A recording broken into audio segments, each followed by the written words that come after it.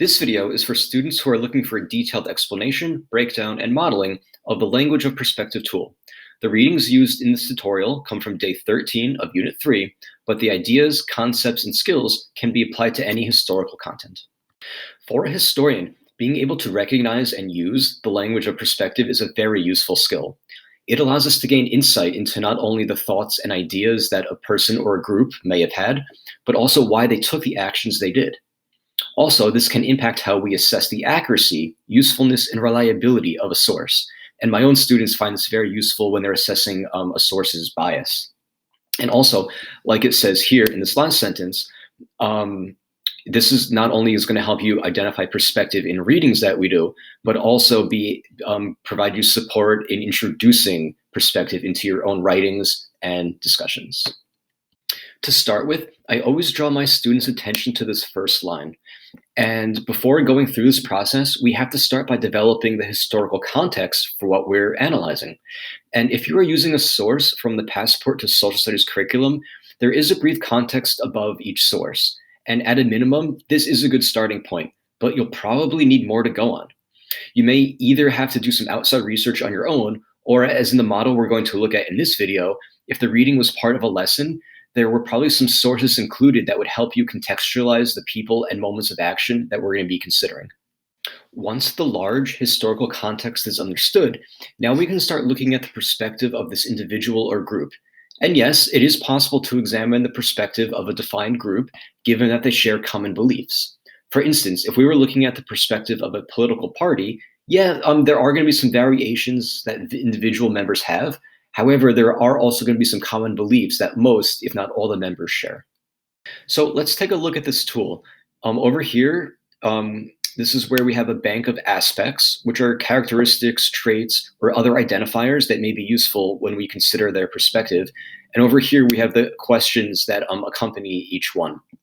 Now, the historical context, which we just considered before, this is what's going to guide us as we decide which of these questions are relevant for us to understand this person or group's perspective.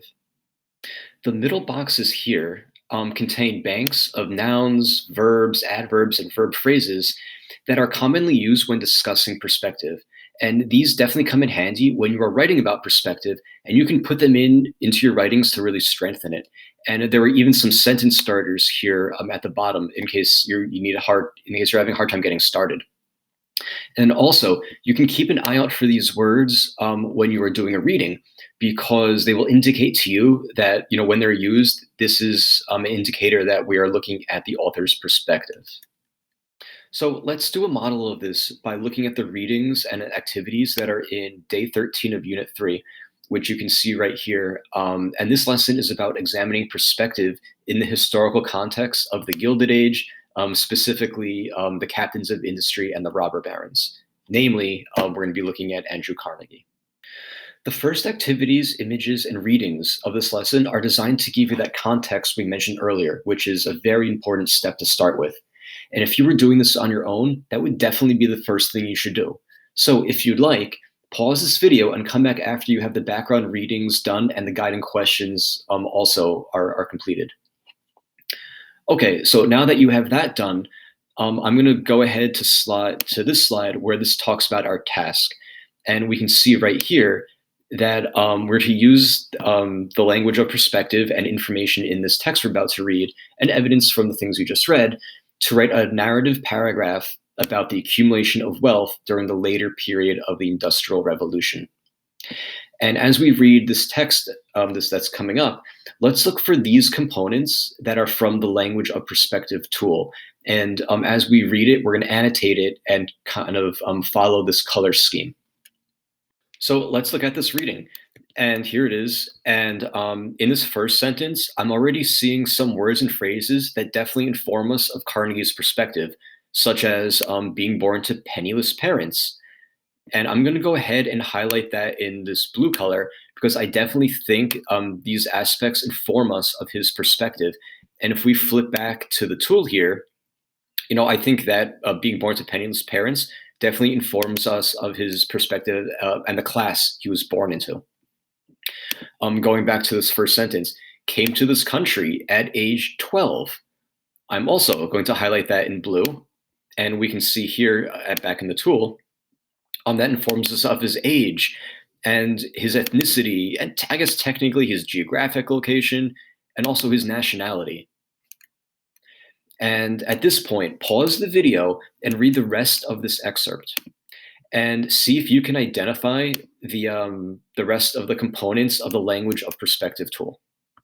Okay, now that you have read and annotated it on your own, let's compare yours to what my model turned out to look like. And you can see it right here. I did find two verb and adverb phrases that indicated his perspective of a person who was not born into much, but did work their way up. You can see that one right here, and there's another one right down here. And I also did find a noun phrase, which I color-coded here in orange at the bottom. Now, I know technically this sentence starter, Andrew Carnegie was one of, it's not technically a sentence starter that's listed on your language of perspective tool. However, it is a pretty common one that I've seen in historical writings, and I've actually used it plenty of times myself when writing about perspective. So now that we are done analyzing Carnegie's perspective, we can move on to the next part of this lesson. And if you're watching this video but doing a different activity, this is where you would go and do that. But if you are actually doing this lesson on perspective and the accumulation of wealth during the Gilded Age, I'm going to walk you through the next part of this. One last step before we respond to that prompt about whether this era was one of progress or decline is for us to examine this tertiary source and then use this table to kind of organize our ideas, which is going to help us make that determination. And I would challenge you to do exactly what it says right here, which is to take note of how different perspectives might inform the evaluation. And you should consider perspectives of robber barons like Carnegie, along with those of the factory workers. And once that is done, we are really prepared to tackle that last prompt, which is right here. Did the accumulation of wealth during the Gilded Age represent progress or decline? And if I was going to tackle this question, the first thing I would do is I would weigh the evidence from the lesson using that table we just made to inform my decision. Second, I would consider which perspective would be most useful in supporting my claim. And third, I would go straight back to that language of perspective tool and decide which aspects are most relevant. And I would even take a look at the sentence starters to help me get started. And lastly, the nouns and verbs, adverbs, and verb phrases, I would definitely consider using those as often as I can to really strengthen my writing about this issue. And remember, even though the video used readings from this specific lesson about the Gilded Age and robber barons and Andrew Carnegie, the ideas of this and the skills can be applied to any period in time.